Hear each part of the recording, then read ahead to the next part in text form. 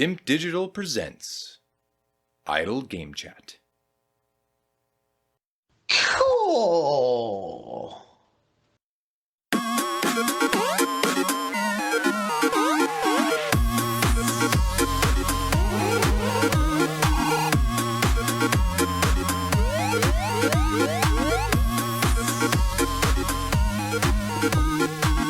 So Logan, we are right in amongst what people may well call showcase season, previously known as E3, up until COVID came along and the ESA bungled the entire thing. I guess actually now people call this Summer Games Fest or Summer Game Fest, because Keely's sort of attached his name to it and gone, right, I'll be doing the E3 business. So we've got showcases coming out of our arses from platform holders, from independents like Keely doing things to publishers doing direct stuff. It'll be going on for another week or so, and Rumble actually all the way through June with various other bits and pieces. I don't want to get down into the weeds of showcases because they're so fast moving, and almost as soon as you publish a podcast, one's already come out and a new game's been announced. It's impossible to keep up unless you really commit to the idea, which we are not willing to do. So I wanted to do a more broad question about showcases in general, video game showcases where they go, Logan, come and sit down for an hour and change, and I'm going to show you 30 plus games, and then you're going to leave that showcase feeling rejuvenated and excited to be a gamer. First off, because I mean, we established this sometimes during our chats, but I think it's worth re-establishing it here. I tend to consume a lot of gaming content outside of the games themselves. So, podcasts, I'll watch trailers, I'll watch the showcases, I will make time for that sort of stuff. I could be wrong here, but your position seems to be play a lot of video games, but don't really get too snarled up in all the bollocks. You might watch the odd stream now and again for a game you're interested in, or a clip maybe, but you don't strike me as the person who's going to sit down and go, right, Ubisoft are doing a 2-hour showcase. I'm going to sit here and hopefully see the next Assassin's Creed and whatever else they've got cooking. Is that correct, first of all? Just to establish some boundaries so people know what... I think it's interesting because otherwise, as I said before, when Ankins is here, we both would consume the same stuff. Yeah. So unless you surprise me here and say, no, I've been watching it all live... No, I mean, you're bang on the money, essentially. At those last. 30 years of knowing me, at last, correct, at last. Those 30 years of knowing me have finally paid off. No, I and it's for a really simple reason, is that I used to. And I would quite happily, years ago, sit there and watch all this stuff. But to be brutally honest, I found myself getting burnt many times. I would get... We call it the Piper hype train, right? Where you sort of see something, you get on it, and then it's that was the No Man's Sky. That was the OG. The hype train was No Man's Sky, wasn't it, for paper? It was, yeah. But I found myself, not just with that, but various other games over the years, Call of Duties and whatnot. And then, I don't know, I wouldn't say I found myself disappointed, but I don't ever really feel like what they show you is I mean, largely they're all cinematics early on. Yeah. And I think I'm not really getting a feel for what the game is.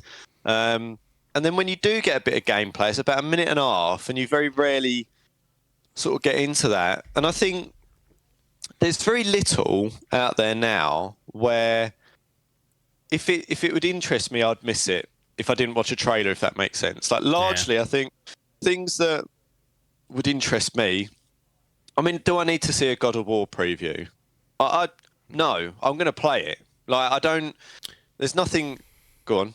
So would you have had to see the God of War preview if you hadn't played the first two now? So say that initial God of War, because actually it took a while for you to get on board with that. Is that where the use is coming in? Obviously, there's known quantities with certain franchises and developers, and as you widen your scope or play different games. But is there perhaps a use for something new that comes down the pipe, and you're like, well, what's this all about? But I don't. I'm trying to think about how. I mean, I do. I do scroll across articles and things on Twitter, and I do see what's popping. I see what's popping, and I see what's what. And if there's the occasional sort of thing that pops up, I think, I might just have a little look at that or whatever. Some games, like Diablo 4, for example, at the moment is being streamed by pretty much every streamer. Yeah. Like I could go and see what that's about if I wanted to. Like basically what I'm getting at is pre-release. I don't know what I'm getting out of it. Like largely these things, like for example, as a Call of Duty, I know what I'm getting there. Dross. Yeah, ultimately these days, you're completely right. If like even back in the day, FIFA, I know what I'm getting. Football Manager, I know what I'm getting. And then there'll be a selection of AAA games throughout the year that I'll pinpoint. One of them was obviously Redfall. Yeah. I did have a little look at that because I was sort of sitting on the fence about it. But ultimately, I think Redfall is probably an example of why I don't really bother, because Redfall, when we watched it, we both sort of went, oh, looks all right. Yeah, it looks like it could be something there for us. There's something there. We'll keep a watching brief, so it gets on the sniffometer, right? And then you see a review score come out, and it's like absolutely bombs, and you go, oh. Yeah. Like, very rarely will it be the other way round. Like very rarely will you see something on one of these game previews, whatever you want to call them, showcases, and you go, that looks shit. And it comes out and gets a 92 or something, and you go, cool, I better play that. Like, I don't know. You can get a flavour, and it gives you obviously something to talk about and get excited about. I'm not saying that that's a bad thing necessarily, but I've just been burnt so many times over the years. I pretty much wait until a game's out. There's obviously a load of chatter going on in our groups about things, positive and negative sentiments, and then you can kind of judge it from there. So that's pretty much the way I largely approach video games in general, I think. Yeah, I think it's just... maybe it's always been this way, but it certainly feels in more recent times that more so than ever, you just want to wait before attaching any sort of... and it's impossible to not be excited about some things, but, you want to wait until the final product's there, or you've got some very, strong, trustworthy opinions on the game pre-release to suggest that it's worth getting. And like I said, there are known quantities, or what you would see as known quantities, whether it's a sequel or something like that. Yeah. Usually they will fall in line. Like they very rarely wrong foot themselves. But yeah, I mean, Redfall's the example, isn't it? That looked good, and we were thinking, well, actually, maybe we wasn't interested in this when it first was shown, because they showed a CD trailer 2 years ago, which showed us nothing. Then they kind of showed 30 seconds. The more they showed, which was all curated, marketed, and, choreographed to the nth degree, so it looked like it needed to look, was like, oh, this looks like it could have some level of potential. Perhaps not Game of the Year, but as a co-op romp, hello. And then, the reviews drop, and it's just it's from stem to stern a disaster. So, I'm getting to that stage where these big, long showcases in particular are less interesting to me. So what I like is when there's a presentation put forward just randomly about a singular game. Yeah. They go, right, we're going to do a Hogwarts Legacy presentation, which they did a couple of times. It's going to be 25 minutes. I think, okay, so I look at the time first of all. I think 25 minutes. Have I been on the shitter for longer than 25 minutes in my life? Yes. So anything that falls into a time where I could have a crap, I think that's time I can spend just watching it.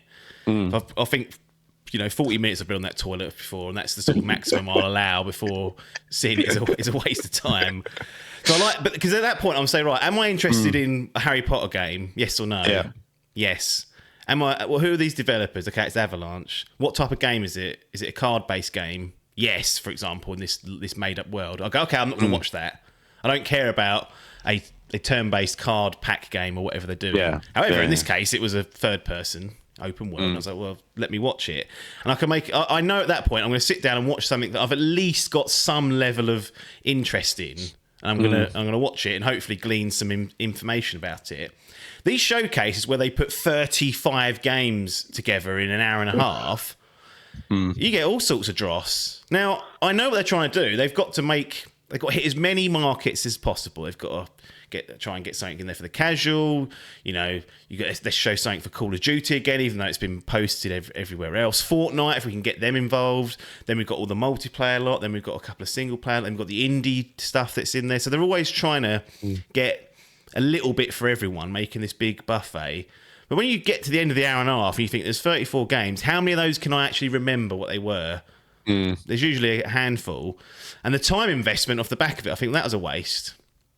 I could have easily actually just waited until this thing was over, checked an article which headlined the trailers, even by just reading the synopsis, gone, that sounds interesting, let's watch that.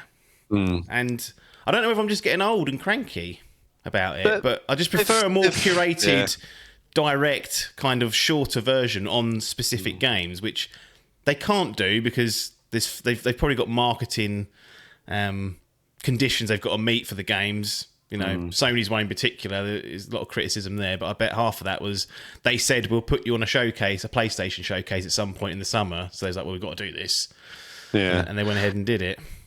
I think they've got to a point where it's like, you know, they sort of do these things. They go, this is the biggest set of games we've ever released in Microsoft history. And everyone goes, woo! Like, and it's all this sort of thing. It's like, yeah, but come on. Like, it's been shit for about 5 years. We've literally addressed this so many times on the podcast. Like, how many games could you actually count in the past 10 or 15 years that have been Microsoft absolute bangers? And there's not many, right? And I think this is what it goes back to, is you know, you get this, as you say, a buffet. You get to taste a bit of everything. But you feel sick at the end of that buffet. Yeah, you're sick of it, and everything has got mixed the taste of everything. There's no palate cleansers in there. You've had 35 things shoved down your throat so quickly, and you don't know what's what. And I think you're right. It's a lot of time to invest, and there's so much PR. Like, it annoys me nowadays. I get really fed up with the nonsense that comes out of all their gobs. It's so pre-rehearsed, and I just don't lap that up. Yeah. I will say, actually, just on that front, the Summer Game Fest that Key does, he did it in front of a live audience this year. So it was kind of like a show, like, you know, there was a crowd there, they had fucking Nicolas Cage come out and say hello and all that sort of stuff. Yeah. Like, and if we compare that directly to the PlayStation one, it was just a pre-recorded Jim Ryan standing in a dark room going, hey, this is what we're doing for PlayStation over the next... I joined a webinar the other day, right, for work. I got this invite for a webinar. I went, all right, then, we'll do it. Expected it to be a live presentation. Wasn't. It was basically a released recording. Yeah. And I was like, why are you doing this? It's just not engaging, is it? I was like, this is just a waste of my time. I was like, you could have sent this out at any point. Why have you decided to do it as a live Q&A on a Wednesday morning at 10 a.m.? Like, it just ain't... And I just don't enjoy that pre-recorded... You know, I've had 5 takes at this. It's too clean. It's too artificial. This is completely a tangent, but this is kind of what happens sometimes. What's your view on watching a sporting, let's say a football match, not live? So you're out. Spurs are in the FA Cup final. Sorry, that won't happen. You're out, and you know, what world does that exist? There's a match on that you wanted to watch, but you've got other engagements. You don't know what the score is. Would you go home and like watch a recording of it if it was a big match, or would you just go, no, it's not live anymore? Like the excitement of being like as close to the moment as possible on TV is gone. No, I mean I wouldn't. I would just accept that as a loss. Like, and I'd, you know, if I was out or whatever it was, I couldn't watch that match. I'd just be getting live score updates or whatever on my phone and scrolling Twitter for the detail. So rather than actually see it, you see it later on like new but old. You'd rather just not see it, but have the live information piped in via, you know, a live score. Yeah, I mean, you're just so far removed from it once. It, like, what are the chances of you not watching a huge football match and keeping all the noise out and being so But I don't know what I'd get out of that. Like, I don't, and then you'd be so tempted to check the score, wouldn't you? Yeah. Like, imagine if it was they were 1-0 up, but it was like 5 minutes left. She's like, I could just forego the misery here and just check the score and see if they held on. Yeah, yeah. But you can't do that when it's live, and that's what creates. That's the drama, the tension, and that's the drama. Whereas, yeah, as you say, you got it way more accessible. So no, I've never done that, and I don't think I ever would. No. Interesting. Have you? I think you would do a long time ago, probably about. Where are we? 2020. I reckon about 15 years ago I did it. Yeah. I can't remember what match it was now, but I definitely recorded it and then watched it like later. And it wasn't the same. It was shit. I can imagine you doing that, like just blanking everything out, blocking it all out, and then. I will say, like for UFC, when I used to watch that religiously, I'd get up and watch it live because that was and that always felt.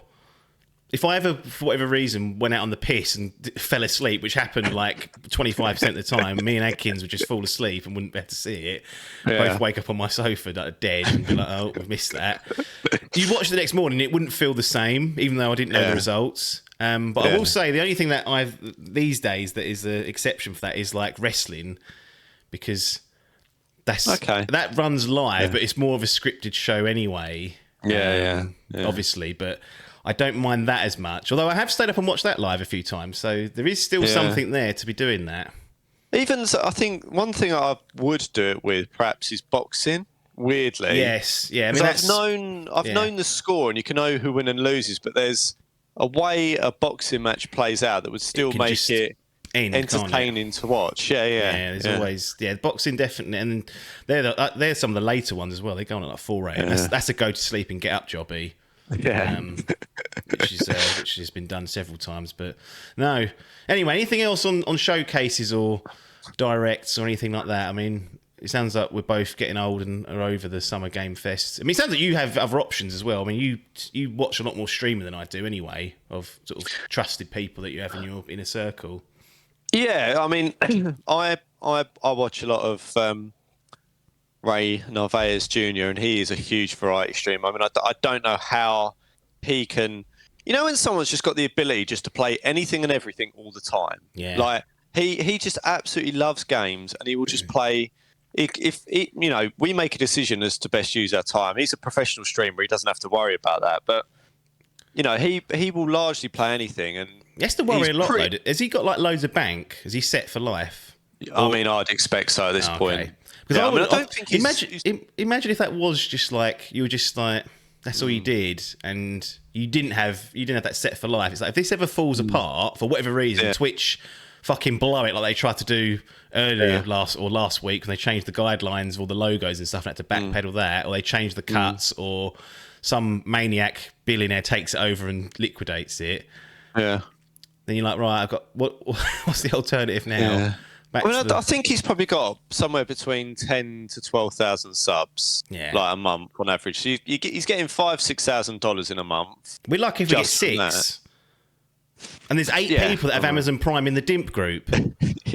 8 of the staff, and they only get 6 a month. So that tells you how bad it is for us. Well, isn't it, Dave? Doesn't Dave? Adcock's got 2 of them. He don't use either on us. He just he doesn't use them. He doesn't use them. He just fucking lets it rot every month.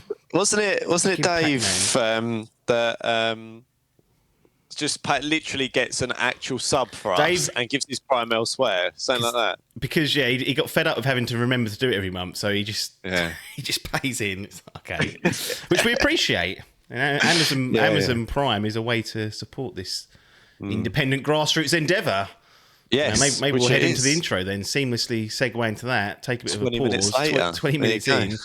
Yeah. This is Idle Game Chat, Dimp Digital's flagship video game podcast. Yes, we are on Twitch.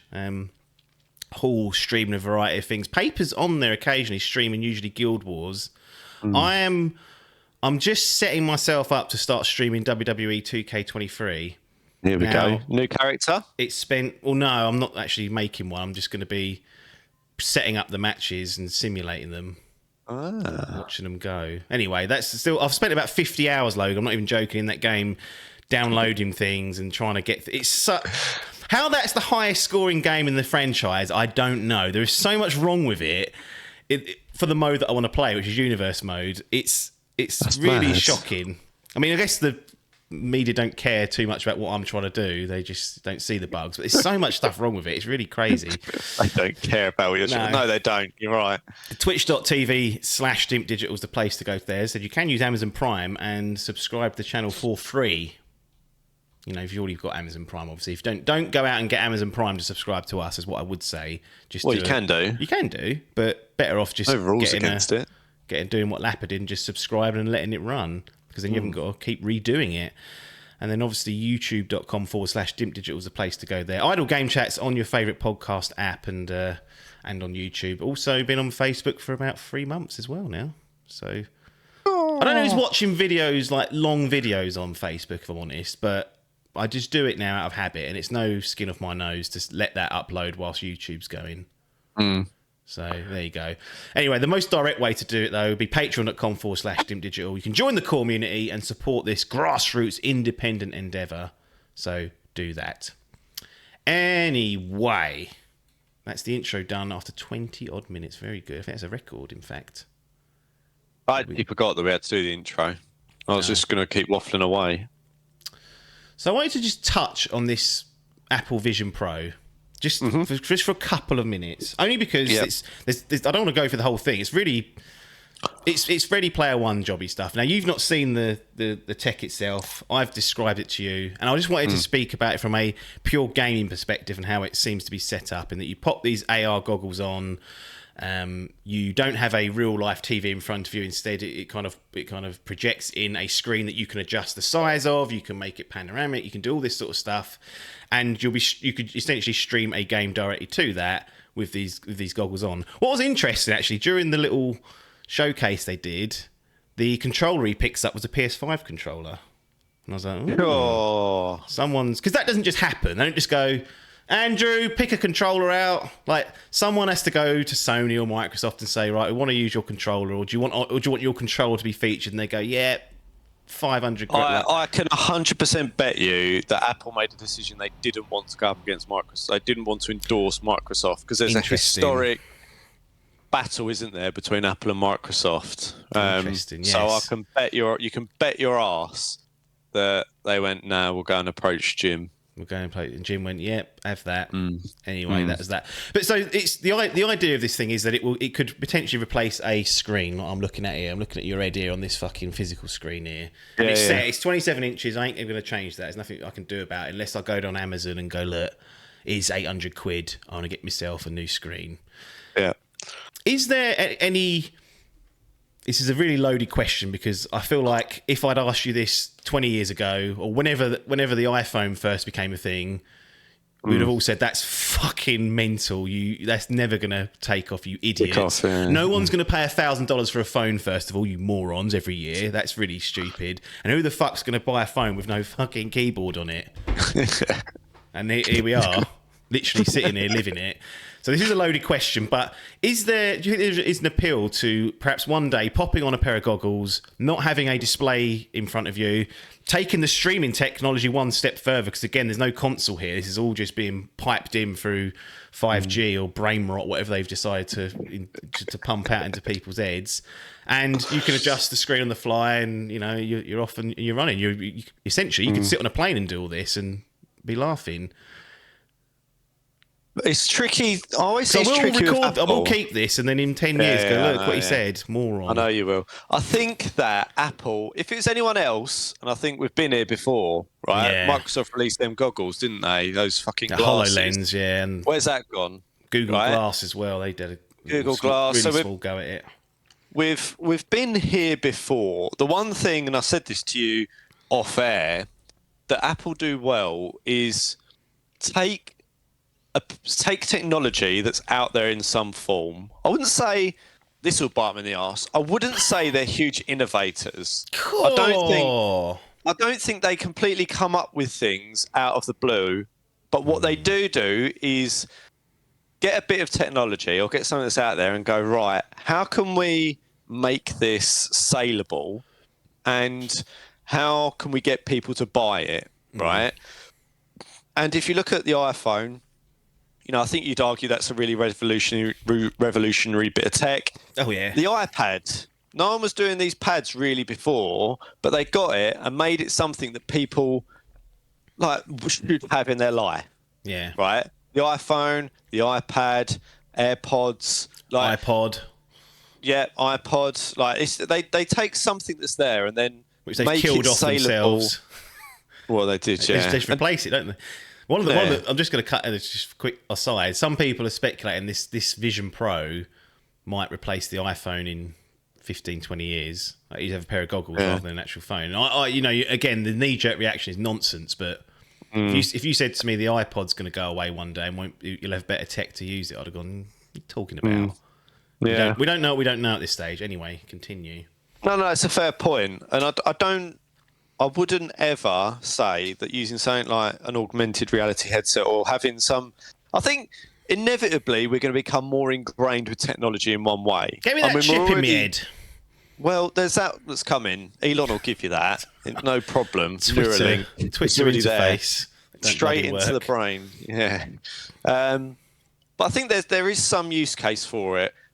Do I, at the moment, for the average person, see it ever taking off? Like, no. But 10, 15, 20 years' time, it could well do. I think it's just got to have...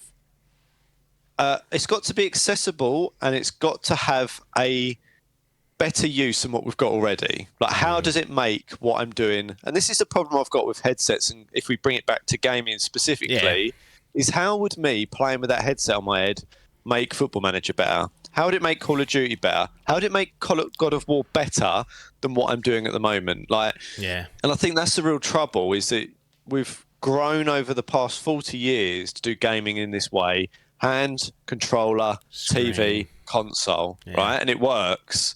So what is going to come along and add another layer that makes and disrupts that setup? I think that's the key thing. And I'm not sure it's there yet. I said to you many a times, I know we want to spend a couple of minutes, but last point. I said to you many times before that I think PCs, you'll plug into a wall, you won't have a tower anymore, with all or you won't have to have that. You should be able to plug this monitor into the wall, into the internet, and stream a version of something that you can use as an operating system. And I thought that was coming 10 years ago, and there was talk that Microsoft was going to bin off doing all this desktop-based stuff and whatnot. And ultimately, everyone still likes it. That's the problem, is everyone likes having and building their own PC and having it in their house. And, and I think that's the problem for some of this stuff, is people like what they've got. So you have to give them a reason, and a better reason, financially, whatever it is, to transition over to something else. Yeah. Yeah, no, I mean, these are all good points. I'll be interested to see. I mean, it's $3,500, this thing.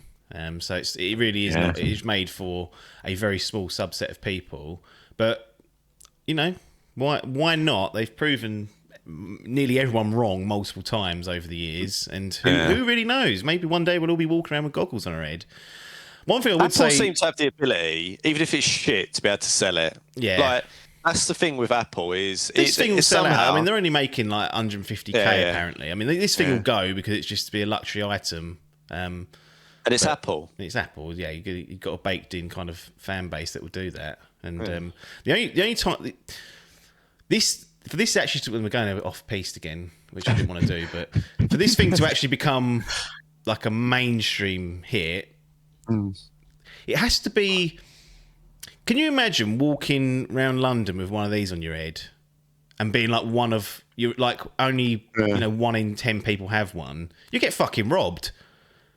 Well, I mean, there's that. You can't wander around. Like it's going to be one of those things. If they ever want it to be this, society changing thing, which maybe they don't. They maybe just putting words in their mouth. But at that point, everyone's got to be able to sort of have one and be able to afford one, so that you're not the outlier having it on, because you become a target for those dirty thieves. It's like if more than 70% of people had them, then it's a different story. But you ain't going to get on the train with this, I don't think, and go down the pub and then have a few drinks and then go home and think, I'll watch my TV show on the way on that night train.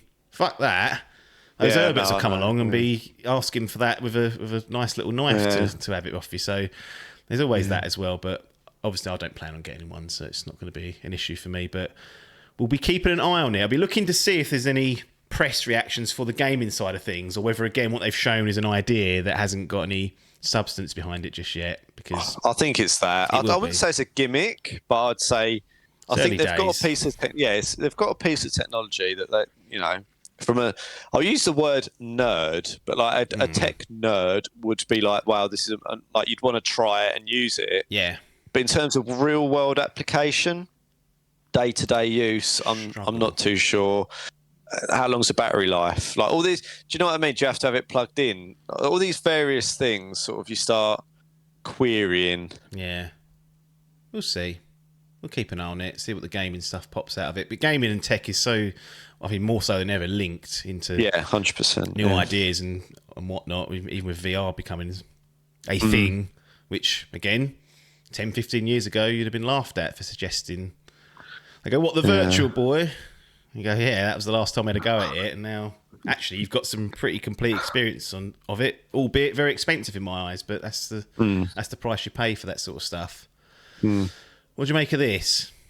Yeah. Diablo 4 is Blizzard's fastest selling game ever. Beating out the likes of Overwatch and co. Beating the likes of... World of Warcraft's probably a bad example because you don't really buy that game necessarily, but... Bribe. But that is some feat. They've done a really good job with this, clearly. Yeah. I mean, I'm surprised at the amount of people in the market that are down for it. You were talking about you seeing the streaming earlier, and the only one streaming is Diablo 4. A lot of people are, yeah, and I was surprised at that as well. Yeah. How long it goes on for, I'm not too sure, but once those promotion deals run out, I suspect some will disappear. It does make me wonder whether they go, look, we'll pay you X amount if you stream this for a week or something. That does happen. I'm almost. It does. I know it does. They have to declare it, though. I think they do have to declare it. But yeah, I think there's been more people streaming it and doing things and interest than I had expected for this. It makes you wonder. You go, am I missing a trick here?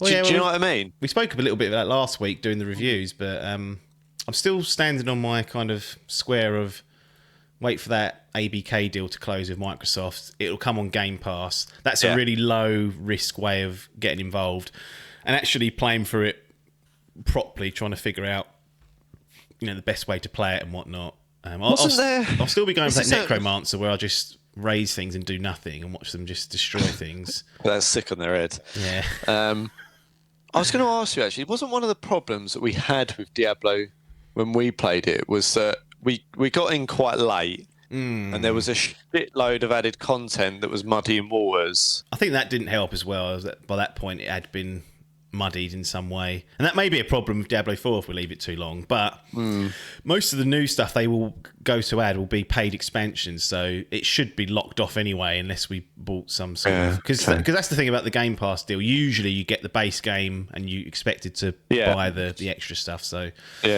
keep an eye on that for sure, but all hinges on that ABK deal going through, which I still think eventually they'll get there by hook or by crook, and then putting the pressure on Chizzy, aren't they? Well, they're putting the pressure on my finances. There's money invested in that, so they need to be. Phil promised it would happen. Well, took him at his face value. So is it Europe that signed it off? Basically, everyone is going to sign it off, other than the CMA, which is the UK, and the FTC.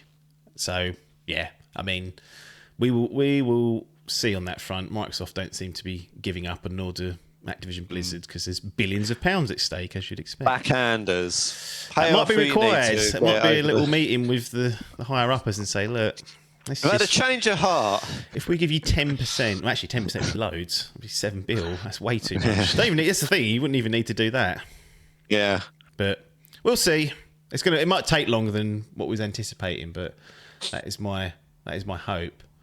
What we got here. So we've got Spider-Man 2 release dates. I wanted to touch on this because I'm trying to train you to go and play Spider-Man. Yeah. So Spider-Man 2 is going to be coming 20th of October 2023. How do we get you to restart the first one, play Miles Morales, and then eventually get to Spider-Man 2 and do the sort of God of War treatment? Because I'm not sure what you're playing at here. In fact, what are you doing right now other than that Football Manager being played? I'm having a bit of a game in Lull. Spending 15 hours on Football Manager a day and a game in Lull, is it? No, but it is at the same time. That's the problem. A lack of alternatives. I think you're right. I am. I don't know. I wouldn't say I've lost motivation. I think I've burnt myself out. Have you bought it? What? Spider-Man? No, I had it. I don't know, actually. I can't bloody see. On PS4? I did, yeah. I bought it on PS4. I had it then. I think I probably got about halfway through. I think there might have been some boss that was stressing me out a bit. And I don't think I intentionally dropped it because of that. But I think that halted progress, and I started playing something else back, obviously years ago, and it just got slowly forgotten about. But I enjoyed it when I played it. There's no doubt about that. But yeah, I don't know. I probably you're probably right. I should pick it up and play it through. Restart it on that PS5. I do. To be honest, I was thinking the other day what I've got on the backlog. I was actually thinking about picking up the Switch and finishing off Arceus and moving on to the Pokemon my sister got me for my birthday. Which one did you get again? Scarlet or Violet? Why can't I see anything here? Here it is. Need those glasses, Pee-wee. Violet, yeah. Violet. Yeah. Case as well. The first game I've ever got on my Switch with a case and a physical. Oh, the little tiny cartridge. Yeah, never had one before. Not really worth it, are they? Yeah. The reason why I don't like physical on the Switch is that little slot that you put it in. Yeah. The cover is like this little rubber cover that you pull off, and I was worried that if I keep pulling at that and changing, one, it's a pain. I don't want to be fucking pulling that thing out the dock and spinning it round But I was also thinking the way things put together, I wouldn't be surprised that fucking breaks off one day, that cover, and then I'm left cap in hand with no cover on it. So that's why I binned that. Interesting that they're basically mini cartridges. Yeah, pretty insane. They even can put stuff on there that's of just say, it's not blowing your bollocks off with graphical intensity, but usually of quality generally. But there is. I have been sitting here pondering what the next solo experience is, but I haven't quite figured out what that is, to be honest. Sounds like I need to find Spider-Man Remastered on a decent offer or something if you haven't got the old disc knocking around. Because I don't know if you can upgrade the digital version. You might be able to, but I'm pretty sure I bought it on disc, but I might not have. I might have bought it digitally. Yeah. I'll have to check. But I've been scrabbling around. I was actually thinking about going back and mopping up some more on God of War, but I think I might just be done with that. All right, we'll talk offline because I think there's certain things you need to do. There's some cool stuff. That's all I'll say. Right, fair enough. Let's have a look. Capcom. Basically, Capcom are fucking killing it at the moment. Obviously, we spoke about Street Fighter 6 last week with the reviews. That hit, I think, 1 million players very quickly. They've announced that Resident Evil 4 remakes hit 4 million. Monster Hunter Rise has hit 12.7 million games sold. Monster Hunter World is sitting at 18.8 million. They really are. 12 million for Resident Evil 7. 11 million for Resident Evil 2. They really are. 10 million for Monster Hunter World Iceborne, which is an expansion. They really are just on absolute fire at the moment, Capcom. And they just can't seem to miss.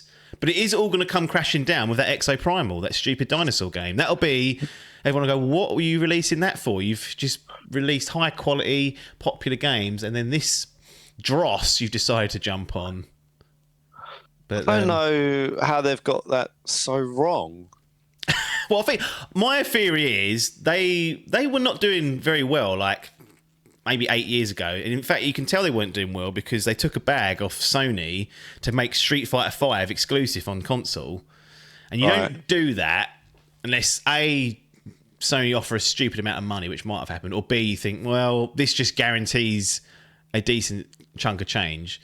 And anyway, Street Fighter 6 comes out as multi-plat, so we don't need you here.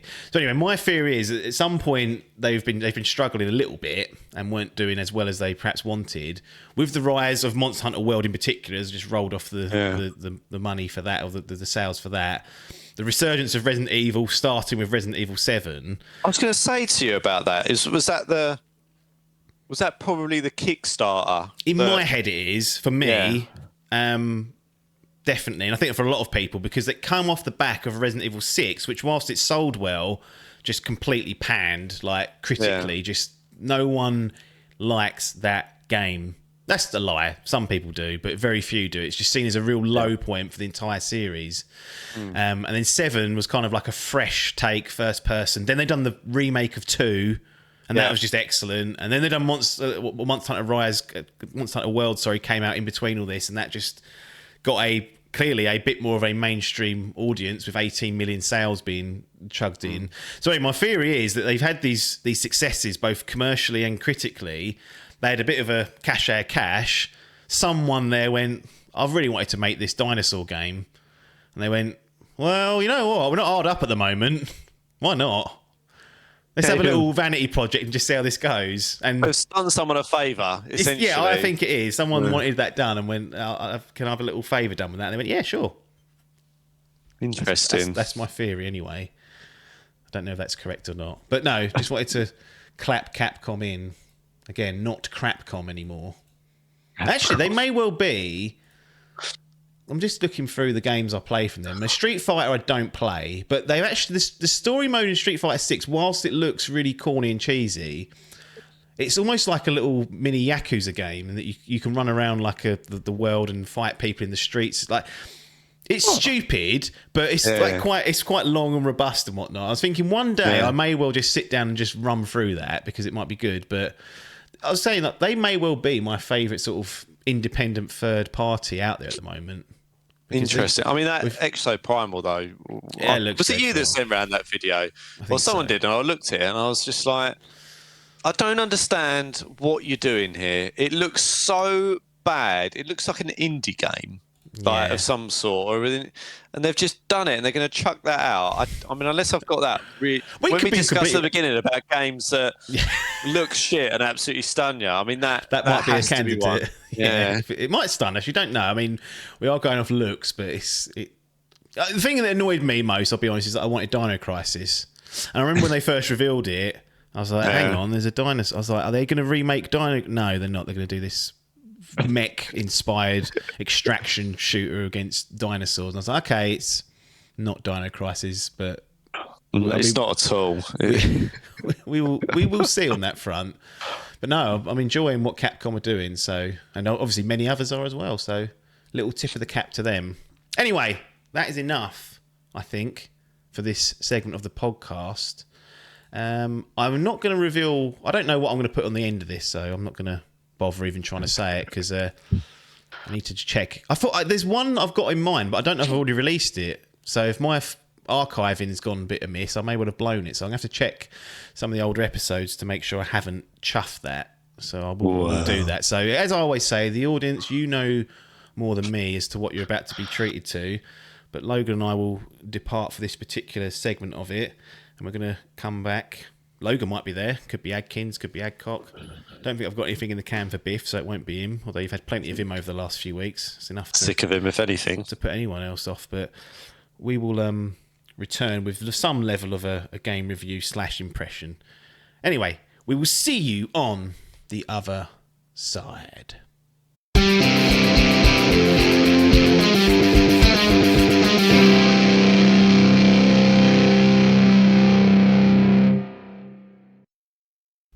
Here we are then, back to close out another edition with Idle Game Chat, with some Idle Game Chat. Talking about the games. This time, it's Persona 4 Golden. A shock to everyone's system that's perhaps listening. A shock to Logan's system. I'm going to try and convey my opinions on this. Logan, coming from a complete area of ignorance with very little understanding of what the game entails, so we'll definitely be doing some what the game's up to, what is the basic kind of structure of it, but ultimately I'll try and weave in my thoughts as we do that as well. But should we start off the store page? I mean, I don't know, you're the one who's going to be driving it, but I'm just thinking just to set some sort of context initially so that, and then I can jump into cards on the table afterwards, maybe. I don't know. I think that's I think that's the best way to do it, because otherwise we'll be going, so what's all this then? Yeah. We need somewhere to start, don't we? Yeah, the store page doesn't give away a lot of the game anyway, so it's one of these kind of... It sets up the narrative, I think, about as good as you kind of want. It kind of gives away enough, but not everything, obviously, and you'll understand roughly what's going on. So... here we go. The world-renowned Persona 4 Golden promises unforgettable adventures, meaningful bonds, and heartwarming experiences shared together with friends. Now, when it means friends, it doesn't mean other people in real life. It means the game's friends, okay? So Why is it blowing smoke up its arse instantly? cocky, innit? It really is cocky. But then you see the scores of this game, you think, well, you've earned the cockiness. Yeah. They say your soulmate will appear if you stare into a television set on a rainy night. This strange rumour slowly spreads through the rural town of Inaba, the protagonist's new home, just as a chain of mysterious murders begin. As the protagonist and his teammates chase after the truth, they find themselves opening a door to another world. Key features include explore otherworldly dungeons, take down monstrous shadows, and confront the darker sides of oneself as you inch closer to the truth behind the serial murder case. Venture around the town of Inaba, partake in an eventful school year, meet kindred spirits, and forge invaluable bonds. It says new quality of life features, including improved graphics and smoothness, difficulty selection, and a quick save functionality. I will say the quick save functionality just here, whilst I remember, because I may forget. It's the worst quick save ever. Like, How can you get that wrong? well, we'll get into it. This game was originally released in 2008 on the PlayStation 2, not on PS3. Right. So it is a PS2 game at heart. That is one of the things, and it kind of, in some aspects, feels every day as old as that. Sometimes there's certain things you're like, huh? Persona 4 Golden is the re-release of that. This was originally developed as a PS sort of Vita game. The Golden Edition. So you had a PS2 game originally, that's the base of it. The Enhanced Edition is Golden. This was released in 2012 in North America and 2013 in Europe. And recently it's come to PC, and now it's kind of on current gen platforms for people to play, this Golden Edition. And I played it on Xbox Series X, which I think had 4K and 120 frames per second, but I mean, the one game you don't need 120 FPS for is this. So nice and smooth, but not exactly going to make your turn-based combat any more accurate because it's all RNG at the end of the day. Yeah, so that's kind of the quick save, sorry. It's one of those ones where you can quick save at any time. You're like, oh, great. That's handy. Particularly when you're in the middle of a dungeon, halfway through a floor, potentially. And I'll get into this later. But then when you go to reload that quick save, it deletes the save. So you can't save scum it. So once you load the game, so you go away for a day and come back, that save is gone. So you have to then either quick save again and come out of it, or get to the next sort of legitimate save point in the game. And it sounds, in principle, not like a terrible idea. It's a little bit pointless, though, because it just adds this... Because what happens if you're 3/4 of the way through a dungeon floor, you quick save it, I come back, I get to the last door, and I think, oh, there we go, I can finally breathe it, and then I have a power cut.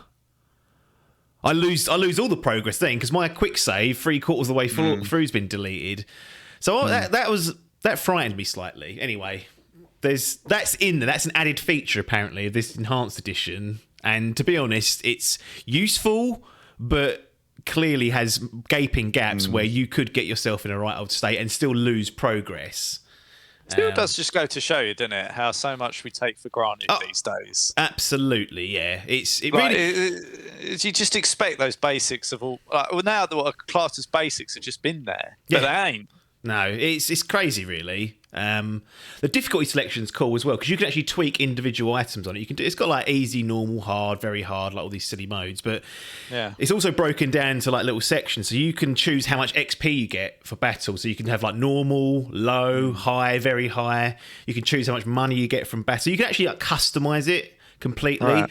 And I think what people appreciate, if they're not very good at turn-based combat, which is what this game is mostly, there is a setting you can enable which basically says if you die in battle, your party just resurrects and you carry on in the battle. You can't lose a battle, basically. You just keep going and going. Whereas if you die normally, game overs and you go at the start of that battle or your last save point, depending on how close that is. And that's, again, it's not right outside the, it's not right on top of the battle. There's usually a little bit of travelling to go there. But anyway, I thought whilst they would come up in the store page, it was worth just bringing up those two sections. Really good on the difficulty side. So for those that are intimidated for any reason, there's actually a very easy mode you can put on. You can just enjoy the story, which is very strong. But you will be putting up with weird things like the quick save auto delete function, which I know frightens Ronnie, doesn't it, when he realises that he's loaded the save now, and if there's any sort of error in the game, it crashes, or that power goes out and Johnson's not coming around to fix it, it's it's progress lost. Yeah, no, that's fair enough. Not ideal. No, not ideal. But it's, makes me just wonder, like, you always had to just manually save everything, didn't you, back in the day on the old memory card jobby? Yeah, and in this game, so the quick saves there, you can do that any time, basically. But the proper save, where it saves it, and if you load it, it doesn't delete your fucking last save, is only at certain points in the game. There are very specific areas on the map where you can save, or specific areas of a dungeon that you can save. So you can't just do that willy-nilly. Again, it's kind of going back to this. It's manual saving, and it's location specific. Yeah, it's like save points, like save rooms when you used to get there in Resi. It's absolutely like that. Other than the fact that you don't have actual safe rooms during the dungeons on this, you have to come out the dungeon, save in like the lobby. Then you can go back in and return to the floor you was on. But anyway, getting ahead of the game. So let's pull it back to the basics. We've touched on the fact that it's turn-based combat, which, as we know, isn't Logan's favourite types of combat. No. But what is this game? Like, I want to almost ask it as broadly as that, because I'm sitting here and I'm like, I don't know where to begin with it. So I get that it's an RPG. Yep. And that there's a story over it. But what's the purpose? What are we doing? Solving that case, isn't you? There's that mystery. So you're a detective, is that what we're saying? No, you're school kids. This is right. So look, I'll do the actual game in a minute, but the narrative itself, it's very, what I would say, Japanese. Like it. Yeah. There are games that are written and developed in Japan. They have their own vibe to them. They have. They're wacky. They're zany. Some. I don't watch anime. Not out of any distaste for it. I just never really have gone down that route. But some people say that that's what bleeds into their games and the way they tell stories is a very different style to what you'd have from a Western development team. It's not particularly grounded. So in this instance, you are a pack of high school kids, age of, I think, 16 and 17 years of age, trying to solve these weird murders that are taking place. And it's connected to what it mentioned in the store page about the other world where you can go into. The reason why I use that to then tie back to what the game is because the game's actually kind of split into two different modes, if you will, and they work together. It's not like you do one half of the game then it changes completely. You can freely swap between these at certain times during the game. But it's one part life sim, basically. You're running around at school doing, schoolwork, which you have stats like knowledge and, kindness and courage and things like that. You can build up by doing activities like reading. Yeah. You can read books on courage, for example, and build up your stats, etc., etc. Right. You can run around with your mates that you've made friends with at the school and do activities with them, like hang out with those, and that will increase your bond with that particular individual. That individual will be tied to a specific type of persona, which are basically... They're not Pokemon because they're not monsters, but they essentially work the same in that you can have multiple personas that you can switch between during battle, and they all have strengths, weaknesses. You have ice persona, fire persona. They've got electrical persona. They've all got strengths and weaknesses, and your bonds with NPCs and your friends kind of allow you to build and fuse newer versions and better versions of those. So the more you build up a relationship with an acquaintance or a friend. Yeah. The higher the yields will be when you create a persona from that particular category. In a nutshell. So the life sim element is running around at school and at home, building relationships, talking to people, doing like side quests, like go and collect this, all this sort of stuff. And then the other side is the turn-based combat, which is where you go into this other world and you dungeon crawl. You literally go through a dungeon which has enemies that you can see running around. You go and engage with them. It pauses, takes you to a turn-based combat arena. And you fight the enemies, taking turns and doing all the strategy stuff. the dungeons have multiple floors. Like I said, the saving's a little bit strange, and then you've got to come out and go back in and all that sort of stuff. But that's really the two main cores of the game. They are linked intrinsically in that the stuff you're doing in like the life sim elements directly impact some of the benefits, buffs, and things that you can get when you're actually taking on the difficult monsters and shadows. I've not played anything like this, but I must say, is that our cards on the table. Yeah. I don't know. My experience with turn-based combat, for example, and like Japanese role-playing games consists basically of 2 Pokemon games in 30-odd years, and just in turn-based combat, not even Japanese developed, like XCOM, I played for about 5 hours. So I've never really spent any meaningful time with, a role-playing game developed in Japan, nor with turn-based combat either. Final Fantasy, I've played 2 games, but that's about as close as I've been. Yakuza, I've played that as well, but again, they're all real-time combat now. I was playing those when they're action combat, not turn-based. So, yeah, this was a complete sort of punt in the dark as to whether I'd end up enjoying it. And it's a little bit of... It's a unique setup for me anyway. I don't know whether there's any other games out there that follow this sort of structure, but nonetheless, that's your kind of 2 segments, life sim, and then the actual dungeon crawling and battling. So what made you go back to this? Because this isn't a recent release, is it? No. I mean, it recently came to current-gen consoles, but like I said, the game's essentially 2008, so roaring on for 15 years old, generally. I always had my eye on these because it was just... People just chat about it. Like in the enthusiast circles, there's like, this is like peak... role-playing and turn-based combat and story. So as good as it will get for you. Well, that's what they say. That's kind of the vibe I was getting. And I thought, well, if you're going to try one of them, you've kind of got 3 choices now. It's Persona 3, Persona 4 Golden, and then Persona 5 Royal. Persona 5, I think, came out initially in 2016, and then I think Royal came out either 2018 or 2019, a bit later.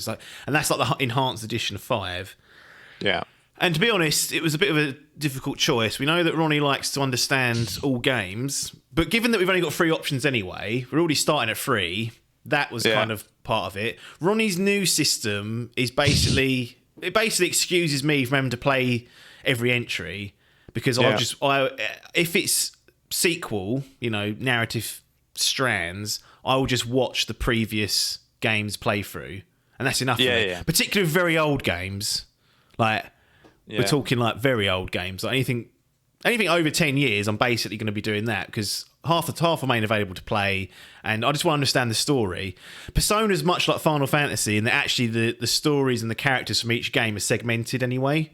So there's no real tie over. There's common themes like this other world and the Persona fusion and that sort of thing kind of is part of it, and there's some kind of characters that weave between those, but. Your core friends, your core protagonist that you play is different in each entry, is my understanding. And how I got to 4, just quickly, was that 3 is still a little bit old in that you can't freely run around the environments in the life sim mode and sort of just talk to people and go to shops and do what you want to do. It's like a menu base. It brings up a map and you just choose the icon and it takes you there. So it's a portable version of Persona 3, which is why it's like that. And the rumour is that's going to get remade at some point. So I thought, well, if we've got remakes potentially in the works, I could always go back and play that version of it if it ever happens. And Persona 4 is very old, Persona 5 has a lot more quality of life features. I know that for a fact. But Persona 4 is shorter. Still long. It still took me 80 hours to get through my journey and playthrough of it. Like my clear save when I eventually saved it down was 80 hours. But Persona 5 is over 100. And we're talking 120, 30, 140, I'd say 150 hours being quoted. And I thought, well, if I'm going to try one of these, I'll take the quality of life improvements later on if I really enjoy it with 5 and go for the one that's a little bit shorter. It's still a big investment, but I thought I have no idea how I'm going to get on with this game at all or this series, so let's go with the one that requires a little less time investment, and then at the end of that I can make a decision whether I want to go full hog onto 5. Yeah, I can see what you're saying. You're like, where's the sweet spot for me to try this? Yes. Basically, Yeah. and that's landed on this one. Yes, it's But bang in the you're middle. also trying to play the long game as well, where you're like, right, well, if I do want to play 5, then at least I've had the precursor to that. Yeah. And there's some context for 5 if I need it, but it's not guaranteed. Absolutely. And also, if I was to play 5 first and thought, I'll go back to 4, some of the quality of life improvements they've made in 5, it'll be a struggle. I'm adamant that it's difficult to go back to some of these games just because of that. Yep, absolutely. And this isn't terrible on that front, I must admit. It looks crude. Like it really does. It's a PS2 game. Like the original models are still there, and they've kind of touched up what's there and HD'd it or whatever. But the core character has not been rebuilt. They all look a little bit crude, but no bugs, no crashes, nothing nefarious to deal with. But it just looks like a really clean and crisp sort of PS2 game, which is what it is at the end of the day. So you kind of go in with that expectation and can't be too disappointed. So, with you as a relative newcomer, if you like, to this genre, and definitely a newcomer to Persona in general, what did you like about this game? Like, what surprised you? What did you enjoy? What were your favourite parts of it? So, there's two things, really. Well, there's a few things. The soundtrack is top-notch. Like, it really is very good. Now, 80 hours, okay? They don't have a great deal of tracks in there. Yeah. So even the best earworms, eventually you're kind of like, I might go insane a minute. I might actually go insane and go on some sort of spree. But for the most part, in context of it being good music, the soundtrack's great. So that keeps things ticking along nicely. Like, okay, I'm happy with this music that's going on in the background. It's not irritating me too much. But really the narrative and the character work in particular, provided you can get past the tone, like I mentioned earlier, I think Japanese stories and narratives are a bit like Marmite. You either love them or you hate them. Like, and I fall into the side of where I actually love them, and I love all my grounded Western stuff as well. I love my Last of Us, the God of War, all that sort of stuff as well. But this is a nice different flavour to that, and the character work, the bonds that you build. I'm always pulling that out of the store page now. Like with these characters and this core group that you kind of set yourself around is excellent. Like it really is just has a nice vibe to it. Like it's very dire at times of what's going on. There's like murders happening in this small countryside sort of town, so it's obviously not completely uplifting. But it is just a jolly game. Has a cheerful tone throughout it. The journey that you go on with the friends that you meet, that's the key. They really are great. It really leans into that sort of core 5 or 6 people that you interact with regularly, and you'll begin to sort of care about them. You'll learn more about them as you hang out more with them. Your relationship deepens. They start to trust you, start to trust them. It unveils some great sort of narrative arcs with each of the characters. The overall plot, like I say, is a bit out there for some. It's just a little bit of a weirdness. Like you're going into another world, as it mentions into the the store page. So that and how that all ties into like the mystery and whatnot probably could do with some work, but the character work is stellar. And considering I have very little experience with turn-based combat, as we mentioned earlier, not particularly good at them, there was a level of addiction that came when I got into the flow of this turn-based combat. Like I became brutally efficient at times, dealing with just like stock enemies that were difficult, but weren't like big bosses that take quite a while to bring down because of their health.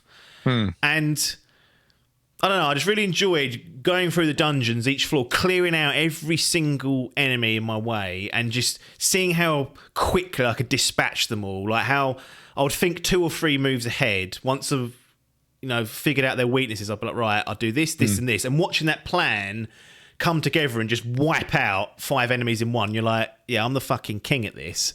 So actually, the narrative and the character work is what I really liked about it, and the core sort of combat when you're in there fighting. I love that as well. And they're 2 of the big pillars.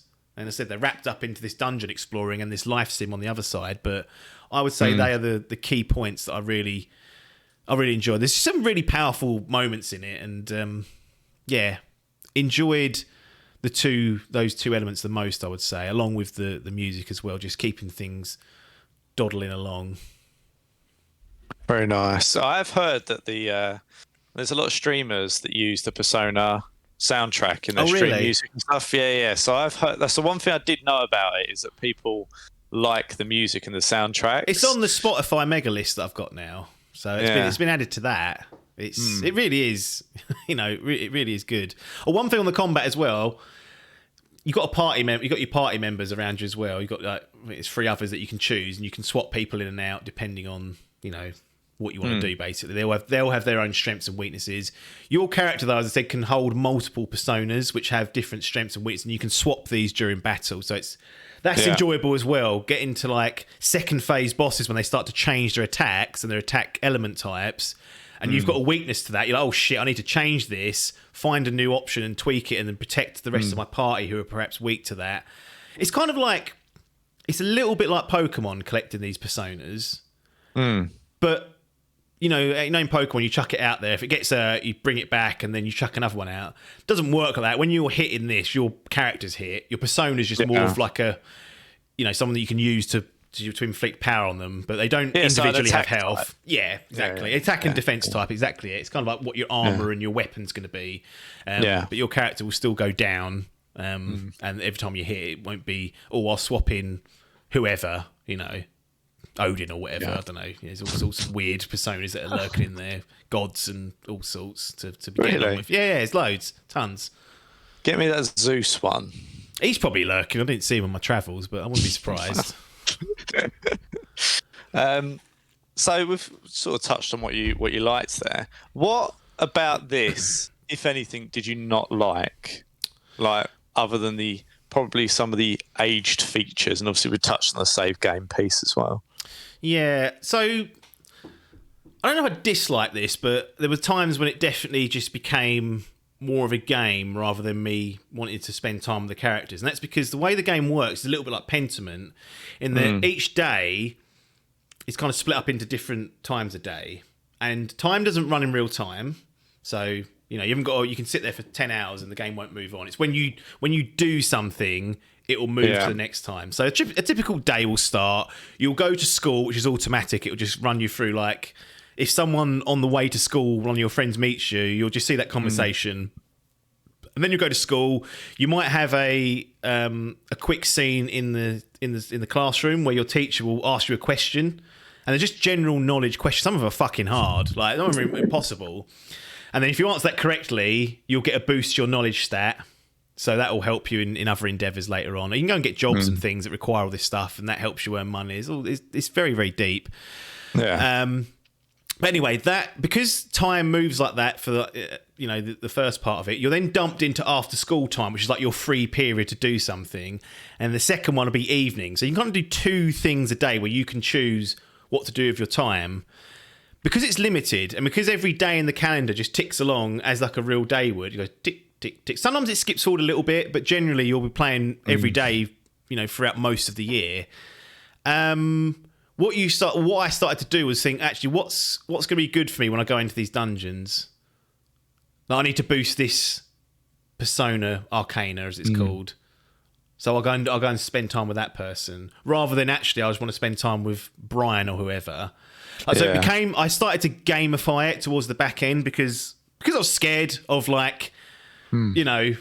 underpowered or missing something that was critical to like the combat encounters.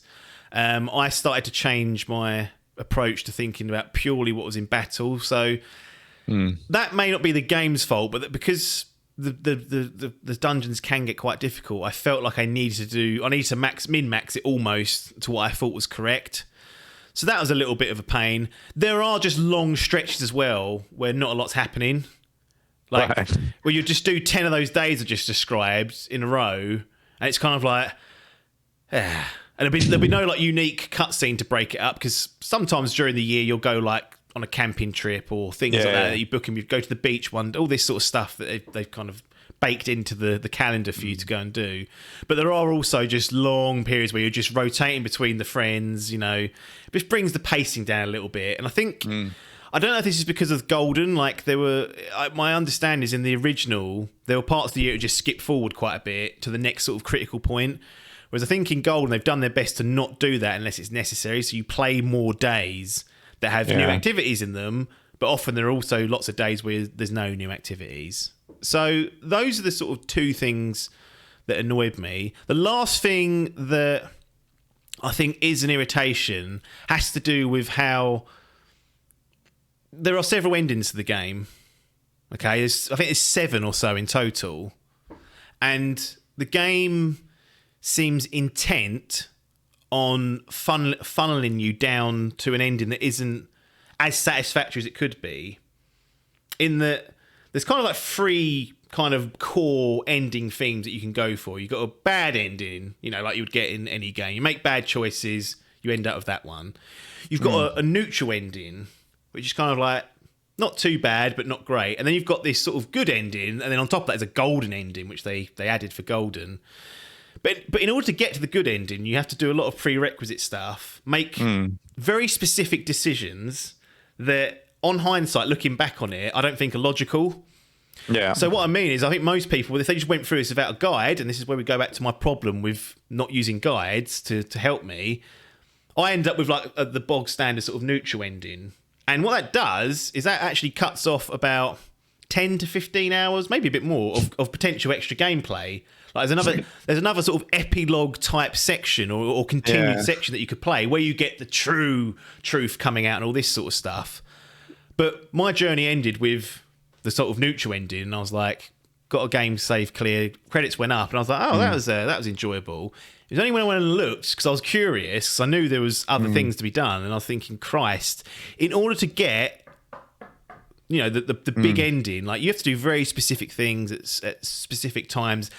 And it didn't seem logical to me looking back. That's knowledge I've gone and gained after playing the game. But I think it's worth calling out to people that if you do play games like me, where you don't use a guide, be prepared that you're most likely going to end up with a slightly shorter version of the game than if you use a guide to tell you exactly what to do when, so that you get the right social links in place, that you make the right dialogue choices.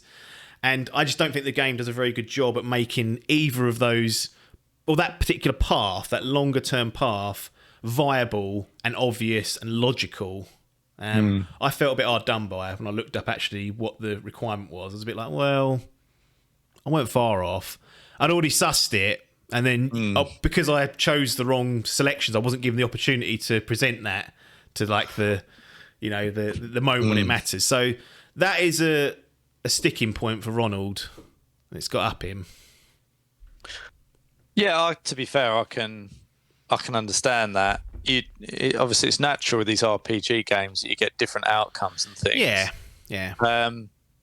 But yeah, to lock away extra content, and it's good based on an ending. That's the thing, Logan. It's very good. Yeah. Now look, I could have gone back to a save, redone it, and I actually started to do that.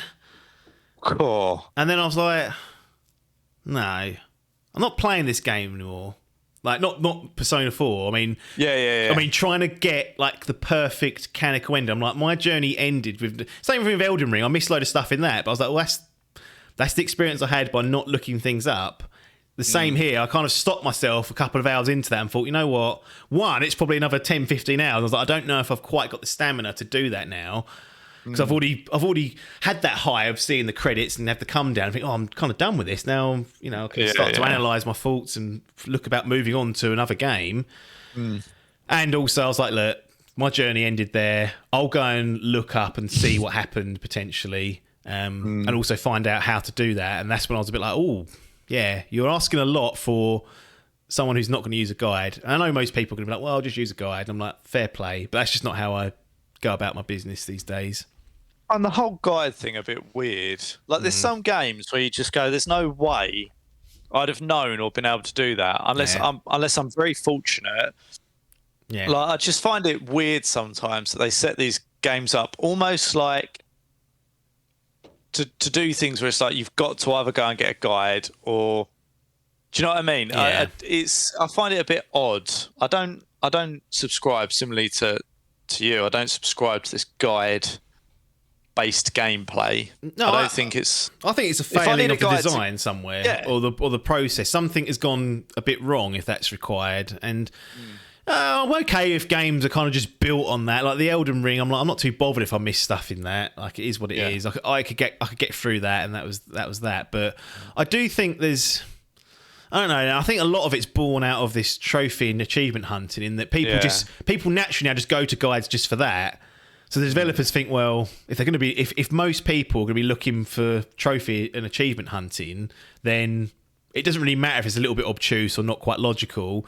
The players will just know what to do based on the fact they've read it and found out. And I don't like that, particularly in games, but appreciate that a lot of people will just look things up if they want to not be stung, basically. And I think, well, that's fair play. You've saved yourself the heartache, haven't you, by doing that? But I will not look at a guide unless it's completely necessary. Not, especially won't sit there with the guide open, saying, "Right, I need to do this at this time to ensure I go on this path," which will lead me. Like, that's just at that point, what we're doing.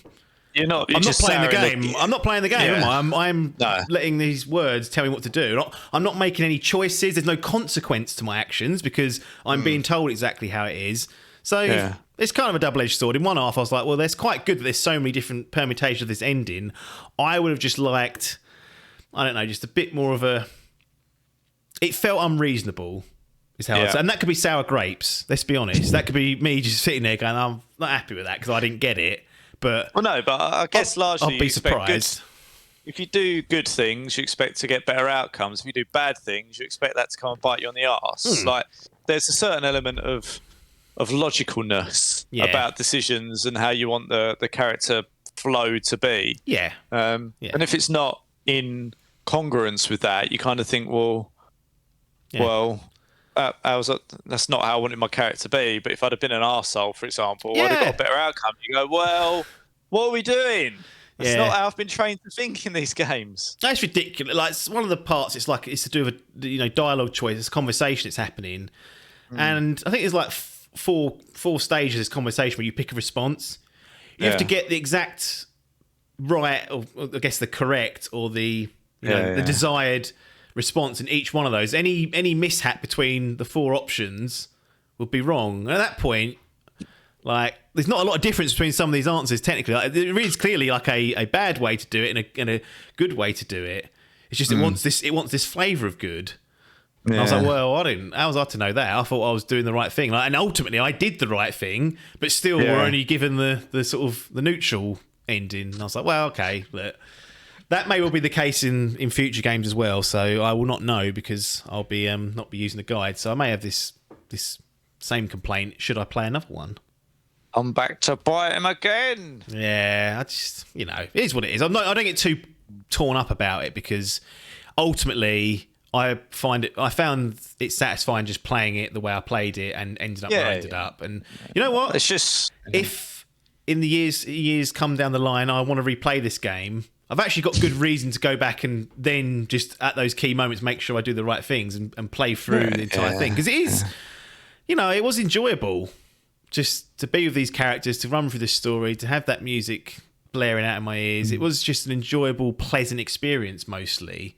It just showed its age in certain aspects with some of the weird saving and, like you said, the obtuse kind of ending choices.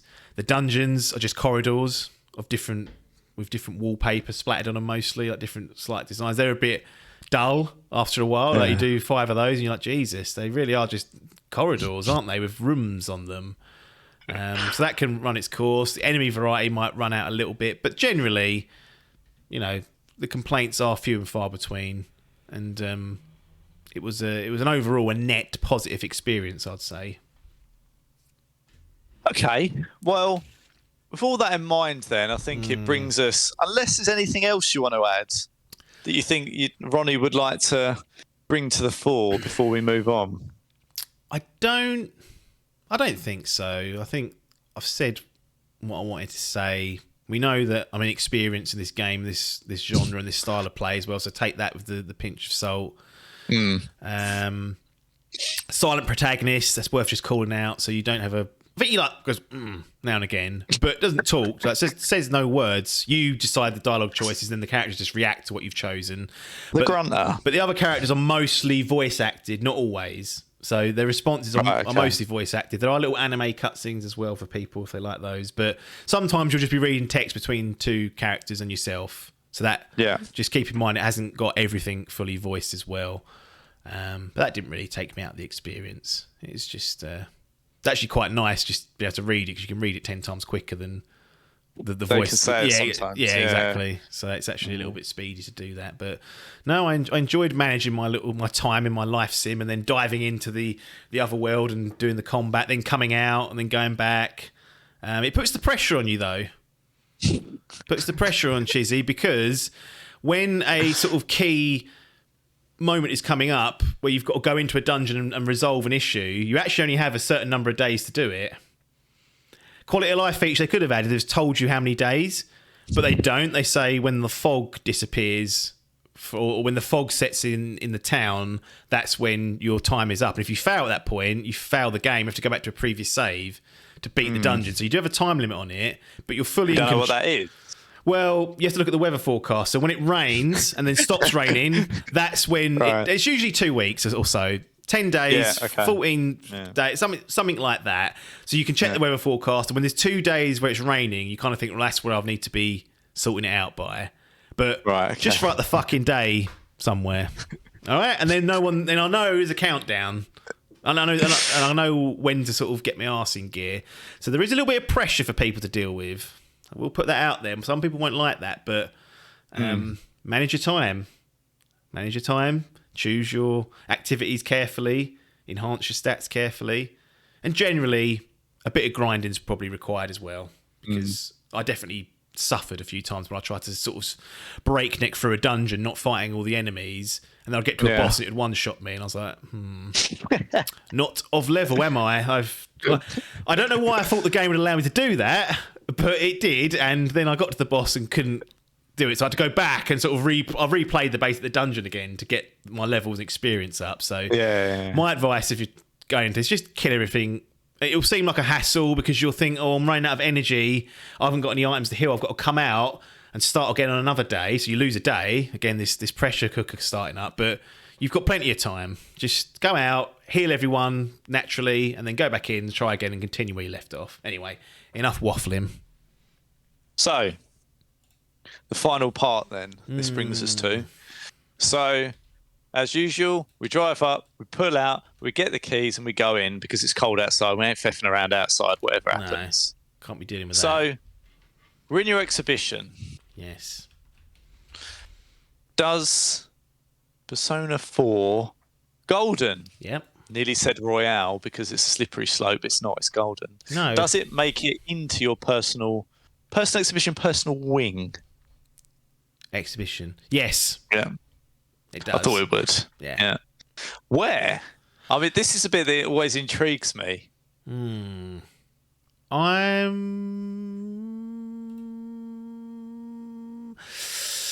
going to say bronze.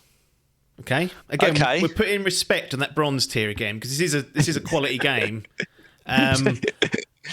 It's just a little bit ancient at times, and crude, and there's a few weird design choices with the saving that's a little bit of a pain to work around. And like I said, the kind of almost semi-requirement to use a guide to probably get the most satisfying conclusion and all the content. You know, there's fucking dungeons hidden away in there. It's just, I don't think, particularly logical. But they are, in an 80-hour experience, where I could have spent another 20 hours easily and probably enjoyed it, they're quite minor in comparison to sort of the good times I had. And I think with a lot of quality of life improvements, then this has real potential. And what is interesting, what it's kind of done for me is now I've discovered this new franchise for one, and potentially a new genre to go into, like turn-based genre. I've sort of ignored mostly, but I enjoyed it. I enjoyed most of it. Like, it wasn't as complicated. I always think, oh, they're so complicated, they're impossible. They're not. If I can get through it, then anyone can get through it without fiddling with any of the difficulty settings either. So it's kind of like, it's not often that at this age you discover new things and then think, well, I don't anyway. I feel like I'm set. I like my story-based, single-player, third-person, over-the-shoulder, high production. You know, I like the odd weird thing. But to generally like be really interested in Persona 5, which I'm going to move on to, and then whatever else in the Persona series they do, and other JRPGs or other RPGs that use turn-based combat. I don't know. I don't think that happens it doesn't happen very often with me because I've played so many different games from so many genres before that I kind of know roughly where I think I would sit. But this opened up a new avenue for me because these games are quite good to play. Like, they're long for one thing, but they're good to play alongside others because they're quite different. Don't play two of them at once, but I could foresee myself playing an action game or a third-person story game, and then just check into this once or twice a week, and then when the sort of the other game's finished, going back to this with more sessions in the week. So I've got like a new menu, new items on the menu that are going to be arriving because of this. And I think that's what you needed. More more stuff on there to choose from. But I think that's ultimately the highest praise I can sort of sing it is that now there's a new series that I want to go in and play the newest version of, and any future entries, and another genre to sort of start digging at and say, well, you know, we ignored this Octopath Traveler before, but how about now? It's turn-based combat. Yes, it's pixel art. It hasn't got the life sim elements, but the combat's going to be interesting. So that's great for me. I'm happy to have discovered this and sort of rejuvenated my interest in Japanese written games as well. That's another thing. Like, I want to go back and play the Yakuza games that I haven't played. You know, they've been on ice for several years. Like, it's I'm happy. Happy with what's occurred. Reopened a whole new door. Yeah, that's what you want sometimes, or sometimes you don't want that. But you know, I think sometimes it's nice to. I think you get to a point at a certain age, right, where we've been gaming for so many years, and you know what you like. But I think sometimes it's good to still experiment with stuff that you don't. Oh, yeah. And just go, have my taste changed? Have I matured slightly? Like, would I didn't like this 10 years ago, 15 years ago, but would my tastes now appreciate it more? And I think something like this is an example, perhaps, of where it's like, didn't really want that, but now I do. It's nice. And now I do, Yeah. So, a bronze for Persona 4 Golden, played on Game Pass. So that was another key thing. I was going to actually just buy it because I knew it was a long game, and I thought if Phil takes that away halfway through, I'm going to be annoyed. But I took the gamble and just committed to it and managed to get it done. But yeah, nice bronze for Persona 4 Golden. And that's that. Idle Game Chat comes to another close for another episode. So, Mr. Logan, appreciate your time to ask the poignant questions. Everyone else, thanks for your time. And ta-da.